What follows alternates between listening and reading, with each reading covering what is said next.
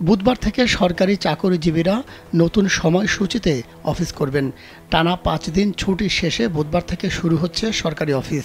এদিন থেকে ১ ঘন্টা বেশি অফিস করবেন সরকারি, আধা সরকারি ও স্বায়ত্তশাসিত প্রতিষ্ঠানের চাকরিজীবীরা।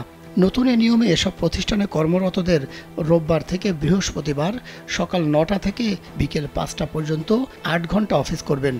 মাঝে বেলা ১টা থেকে ১:৩০টা পর্যন্ত জোহরের নামাজ ও মধ্যাহ্নভোজের বিরতি থাকবে। গত ৬ জুন জনপ্রশাসন মন্ত্রণালয় থেকে এ সংক্রান্ত প্রজ্ঞাপন জারি করা হয়।